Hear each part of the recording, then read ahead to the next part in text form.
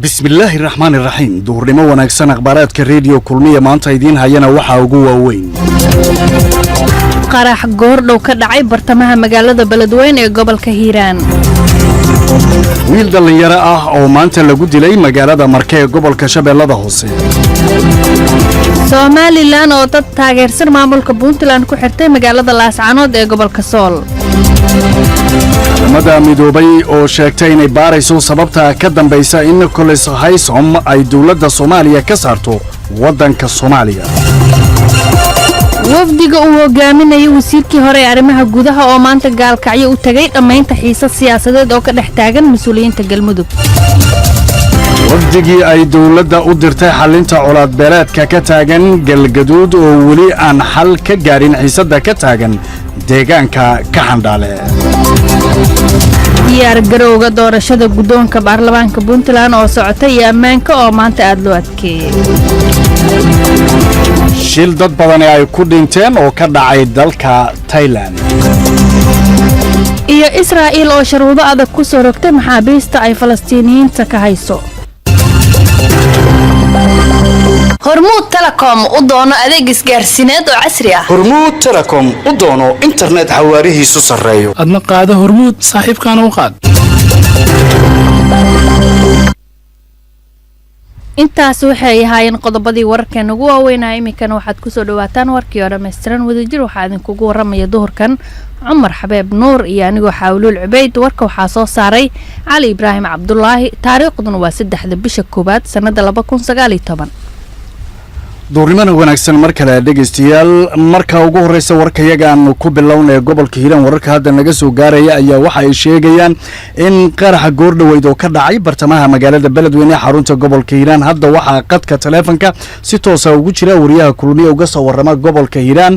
Cismaan Aadan Careys Cismaan waxaad faahfaahin naga siisaa sida ay wax uga dhaceen beledweyne عمره قرح aad u xogan ayaa ka dhacay daqiiqada ka hor magaalada Beledweyne carruurta gobolka Hiiraan saldhiga booliska magaalada Beledweyne hotel Madiina intuu dhacaysa hotelka qaraxa hortiisa uu ka dhacay wuxuu hotelkii lagu qariyay loo naxariistay Cumar Xaashi iyo mas'uuliyiin reer Hiiraan saldhiga iyo wuxuu dhacay goobta qaraxa uu ka dhacay hotelkaasi goobtii lama tagi karo waxaa warar kale soo baxay sheegayaan qarax kale inuu yaallo oo looga shakiyay تمام بقى قوبتي وعي ما إلى ألف فرق بدنا يا إمن كان كل الله يقول سجن ترى وريالا يا نهاي وحكوا سجن عمال عن سيدا وقول سجن قوبتي وقرع كذا عيب بس الجزء ما ألف فرق بدن وقول تبوتي عيدن كدولة فرق الصومالي بوليس يقول سجن كيان بوحلو دي جديد كيدت كي شعب كهال كائن مران لما قرن كرو قطارة كذا شيء قرعة لقى مغلي ما أنت مجال الفلوس عروض قبل كيان ودهم بقى قوبتي وعقول سجن عيد ما ألف فرق بدن وركل الدوائر كل شيء إلا منك لما حكيت كرو إدكو جورت مكودا وعنتي الكرحة وعلى شيء إنه قابت كرحة وكذا كرح كلا إنه يلا سجنا وجام وعلى حنبي سواء جديد فكر مران عينك الدولة يكون بوليسك يكون أمس وقتها عثمان مركز صوكوبتو قرح موه واحد لك لجوا سومينا مسووه واحد جاري لجوا ركبي ما يقرأ عمره إن قرأ على سود دياري أو قابت الصوت جاي أو كرتون أو كوجي أو قابت الرجال اللي هاي قابت الأولي وحاكوسوا العلم فربنا يقرأ كه لغة كثيرة ماشي ويلا مركو على ذي من عيبة تبكي جديد كأني مران تقوى سعادة فوز النبوس هاي كله مركو يفتحان إذا ما ضعي كاسي أي قرأيان قرأ هذا ما أي كارتيان أي اللوان دورا ويا aad baad u mahadsantahay Cismaan Aadan Careys wariyaha kulmiye uga soo warama gobolka Hiiraan ayuu ahaa qadka telefoonka si toos ah ugu jiray kadib qarax goordhaweyd ka dhacay bartamaha magaalada Beledweyne xarunta gobolka Hiiraan wixii warar ku soo kordha wararkeena iyo barnaamijyadeena ayaad ku maqli doontaan wiil dhalinyaro ah ayaa maanta lagu dilay magaalada Marke ee gobolka Shabeellaha Hoose sida uu ku soo waramay wariyaha gobolka Shabeellaha Hoose Keenan uga soo warama Axmed Abubakar Sabriye dilkan oo ka dhacay bartamaha magaalada Marke ee xarun goboleedka Shabeellaha Hoose ayaa askari ka tirsan militariga Soomaaliya waxa uu u geystay mid ka mid ah dhalinyarada magaaladaasi askariga iyo wiilkaas dhalinyarada ah ayaa la sheegay dilka ka hor in ay markaasi murmeen dawadeedna uu askariga rasaas ku furay isla markaana uu ka toogtay qaybaha sare ee jirka goobjoogayaalka agluwa goobta dilka uu ka dhacay ayaa keenan u xaqiijiyay in askariga dilka geystay ee dilay wiilkaas dhalinyarada ah kana mid ahaa dhalinta magaalada Marka uu goobta isaga baxsaday dhinaca kale taliyaha booliska magaalada Marka ayaa isna keenan u xaqiijiyay in dilkaasi uu jiro balse haatan aysan faahfaahin ka bixin karin ka maamul ahaan ayna wadaan baaritaano ku saabsan sida uu dilkaasi u dhacay. waxa uu sidoo kale intaasi raaciyay in ay ku raad joogaan askariga dilka geystay ee bartamaha magaalada Marka ku dilay wiil ka mid ahaa dhalinta magaaladaasi Marka. inta badan muran ayaa soo kala dhexgala dhalinyarada ku nool deegaanada ay gobolkan kaga sugan yihiin ciidamada dawladda federaalka ah ee Soomaaliya iyo sidoo kale askarta dawladda. waxaana sidan oo kale ay marar badan ka dhacday deegaano ka tirsan gobolkan oo askarta ka tirsan ciidamada dawladda federaalka ah ee Soomaaliya ay marar badan dad shacab ah ku dileen. Axmed Abuukar Sabriye, idaacadda Kulmiye, Afgooye. aad baad u mahadsantahay Sabriye. Somaliland waxa ay dad taageersan maamulka Puntland ku xirxirtay magaalada Laascaanood ee gobolka Sool sida warkan uu ku faahfaahinayo Cumar Maxamed Soomane. laamaha amniga Somaliland ee gobolka Sool ayaa magaalada Laascaanood ee xarunta gobolkaasi waxa ay ku xirxireen dad isugu yimid kulan lagu qabanayay magaalada Laascaanood kaasi oo ahaa mid lagu taageerayay Dr. Cali Ciise Cabdi oo kamid ah musharaxiinta u tartamaysa xilka madaxtinimada ee maamulka Puntland. dadkan ayaa waxay isugu jireen dhalinyaro, haween iyo cuqaal kamid ah kuwa ku nool magaalada Laascaanood. waxaana maamulka Somaliland ay dadka kulanka ku qabanayay magaalada Laascaanood ay ku eedeeyeen in ay taageersan yihiin maamulka Puntland oo xarguf siyaasadeed ay Somaliland kala dhaxayso. waxaana dadka lagu aruuriyay xabsiga magaalada Laascaanood ee xarunta gobolka Sool sida ay sheegayaan dadka goobjoogayaasha ah ee ku sugan magaaladaasi oo idaacadda Kulmiye ay la xidhiidhay. maamulka gobolka Sool ee Somaliland ayaa horay magaalada Laascaanood uga mamnuucay in lagu qabto kulamo lagu taageerayo arrimaha siyaasadda ee maamulka Puntland iyadoo kal hore saraakiisha Somaliland ay ku hanjabeen in cidii amarkaasi jibisa ay tallaabo adag ay ka qaadi doonaan. dadka ku xirxiran iminka xabsiga magaalada Laascaanood ee xarunta gobolka Sool ayaa waxaa lagu wadaa in la soo daayo sida ay waanwaan nabadeed ay ku wadaan odayaal iyo waxgarad ka mid ah kuwa ku nool magaalada Laascaanood. qaramada midoobay ayaa sheegtay inay baarayso sababta ka dambaysa in Nicholas Haysom ay dawladda Soomaaliya ka saarto dalka ka hor inta aysan go'aan ka gaarin arrintaas. Cabdullaahi Maxamed Cali ayaa faahfaahinaya warkan. qaramada midoobay ayaa sheegtay inay baaritaano ku sameynayso sababihii ka dambeeyay in dawladda Soomaaliya ay ceyriso wakiilkii xogeyaha guud ee qaramada midoobay u qaabilsanaa Soomaaliya Mr. Nicholas Haysom. ku-xigeenka afhayeenka guud ee qaramada midoobay Farxaan Haaq ayaa sheegay in ay sameyn doonaan baaritaano ku aadan sababihii ka dambeeyay in dalka laga saaro Nicholas Haysom ka hor inta aysan qaadan go'aanka ugu dambeeya ee ku aadan shaqo ka ceyrintiisa. waxaan arintan u eegi doonaa si degan, waxaan isku dayeynaa in aan dhinacyo badan ka eegno sababihii ka dambeeyay in shaqada laga eriyo wakiilka iyo waxyaabaha lagu saleeyay in dalka laga saaro ayuu hadalkiisa sii raaciyay ku-xigeenka afhayeenka guud ee qaramada midoobay. talaadii ayay ahayd markii dawladda Soomaaliya ay sheegtay in aysan ku qancin shaqada uu dalka ka hayo wakiilka xogeyaha guud ee qaramada midoobay Nicholas Haysom iyadoona isla markaas amartay in dalka uu kaga baxo sida ugu dhaqsiyaha badan kadib markii ay dawladdu ku eedeysay in faragelin uu ku sameeyay madaxbanaanida dalka. Mr. Haysom ayaa xafiiska qaramada midoobay ee Soomaaliya yimid bishii September ee sanadkii ina dhaafay 2018 isagoona Soomaaliya ka shaqaynayay muddo 4 bilood. afhayeenka qaramada midoobay waxa uu dhaliilay hanaanka loo maray shaqo ka ceyrinta Haysom isagoona sheegay in shaqo ka ceyrintiisa ay ku soo beegantay wax yar uun kadib markii xogeyaha guud ee qaramada midoobay Antonio Guterres uu si adag u cambaareeyay weerar hubiyaal oo lagu qaaday xafiiska qaramada midoobay ee ku leedahay xerada Xalane halkaas oo ay ku dhaawacmeen qaar ka tirsan shaqaalaha qaramada midoobay. go'aanka dawladda Soomaaliya ay ku gaartay in dalka ay ka ceyriso Nicholas Haysom wakiilka xogeyaha guud ee qaramada midoobay u qaabilsan Soomaaliya ayaa ka dambeeyay kadib markii uu wakiilku waraaq u qoray wasaaradda amniga Soomaaliya taas uu ku dalbanayay in wasaaraddu ay faahfaahin ka bixiso wixii ka dhacay magaalada Baydhabo intii ay socdeen doorashooyinkii madaxtinimo ee maamulka Koonfur Galbeed. iminkana mudug wafdi uu hogaaminayay wasiirkii hore ee arrimaha gudaha ayaa maanta gaalkacyo waxa ay u tageen sidii loo dhamayn lahaa xiisadda siyaasadeed ee ka dhaxaloosan maamulka Galmudug. Liibaan Cajiib Xaaji oo nooga soo warrama gobolka Mudug ayaa faahfaahinta warkan inoo soo diray. wasiirkii hore ee arrimaha gudaha Soomaaliya Cabdiraxmaan Udwaa haddana xildhibaan ka tirsan baarlamaanka dowladda federaalka Soomaaliya oo maalmihii ugu dambeysay socdaal ku mariyay deegaano ka tirsan Galmudug ayaa maanta soo gaaray magaalada Gaalkacyo. Udwaa ayaa duleedka Gaalkacyo waxaa ku soo dhaweeyay mas'uuliyiin ka tirsan maamulka gobolka kan degmada iyo qaybaha bulshada ee Gaalkacyo.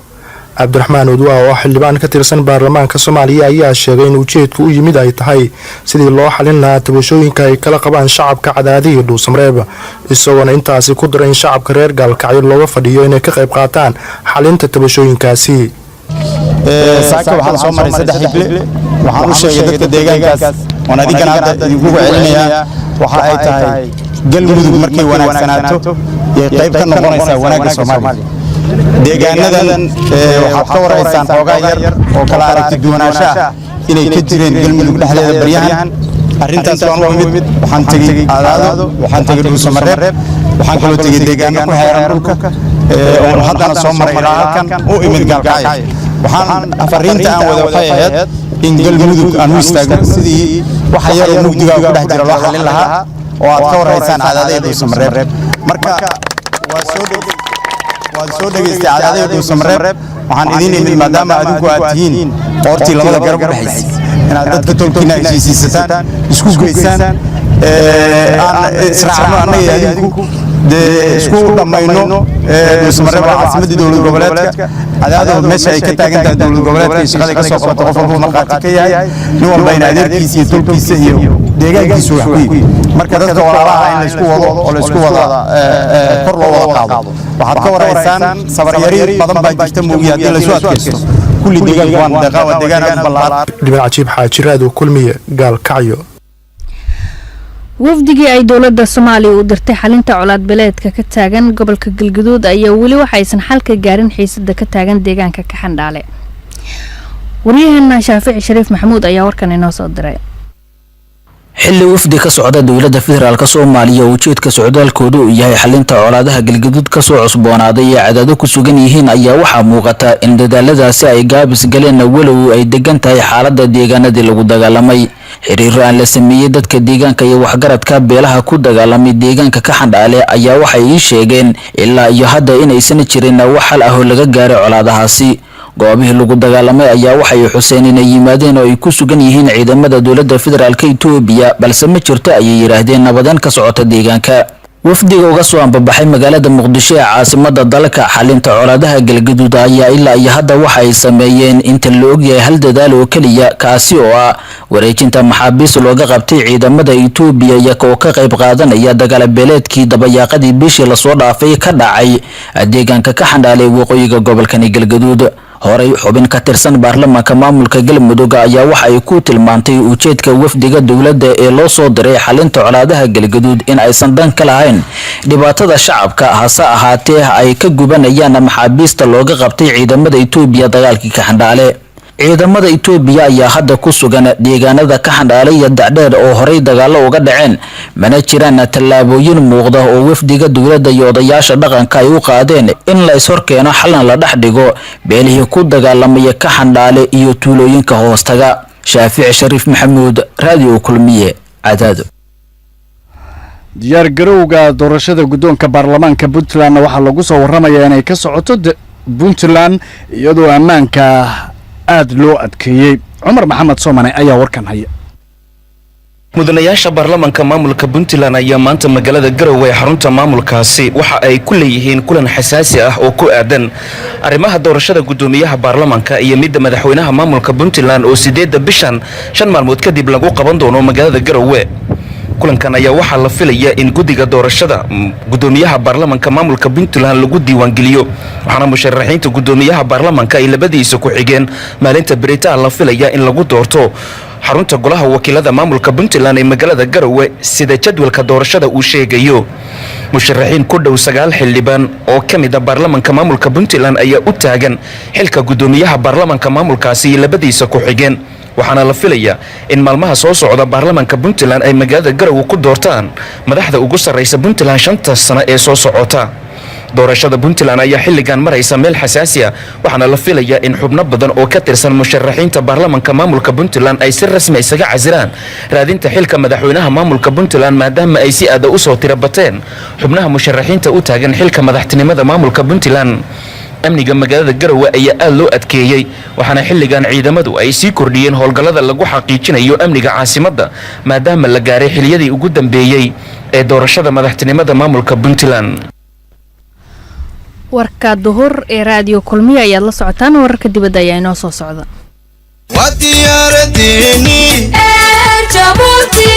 duulimaad raaxa leh degdegsiimaya ammaano ayr jabuuti u doono dad gaaraya 89 ruux ayaa lagu soo warramaya inay dhinteen halka ku dhawaad 700 oo ruux oo kalena ay dhaawacmeen kadib shil ka dhacay mid ka mid ah wadooyinka dalka Thailand sida ay sheegtay wasaaradda ka hortagga masiibooyinka ee waddankaasi wasaaradda ayaa waxa ay sheegtay in shilkani ay dadka badani ku dhinteen uu dhacay kadib markii darawaliin badan oo cabsan ay kaxeeyeen in ka badan 30% mootooyin ka qayb qaadanayay soo dhaweynta sanadka cusub sida ay sheegayso dawladda Thailand guud ahaan 463 ruux ayaa dhintay halka ku dhawaad 4,000 oo kalena ay dhaawacmeen intii u dhaxaysay 27 bisha December ee sanadkii tagay 2018 ilaa iyo 2 Janaayo ee sanadkan 2019 dalka Thailand ayaa ah dalka sagaalaad ee ay ka dhacaan shilalka ugu badan ee wadooyinka dadku ay ku dhintaan sida lagu sheegay warbixin ay soo saartay hay'adda caafimaadka adduunka ee WHO la yiraahdo marka magaceeda la soo gaabiyo xaawa ugu dambeyntiina Israa'iil ayaa shuruudo adag ku soo rogtay maxaabiista ay Falastiiniyiinta ka hayso wasiirka amniga Israa'iil ayaa ku dhawaaqay qorshahan lagu sii adkeynayo xaaladda maxaabiista ay ka hayaan Falastiiniyiinta kuwaas oo ay ka mid yihiin in la xadido biyaha ay cabaan iyo in la yareeyo dadka ku soo booqanaya maxaabiista wasiirka ayaa sidoo kale sheegay in qorshahan lagu sii adkeynayo xaaladda maxaabiista Falastiiniyiinta ay hirgelin doonaan isbuucyada soo socda hadalka wasiirka amniga Israa'iil ayaa waxa uu cambaareeyay hogaamiyaha Falastiiniyiinta oo ku tilmaamay inuu yahay go'aankaas mid ku tumanaya xuquuqda bini'aadanimo wasiirka amniga Israa'iil ayaa sheegay in hirgelinta qorshooyinkan cusub ay ka dambeeyeen kadib markii ay cadaatay in dadka soo booqanaya maxaabiista ay xiriir la leeyihiin dhaqdhaqaaqa Xamaas warkii dunida way idin kala socoteen kulmiye radio akhyaartina dhageysanaysa doornimada maanta waa naga inta cidii wasiiga bahay u qabtay amaana ka bogana waxay dib uga heli karaan barta internetka ciwaankeenu yahay radiokulmiye.com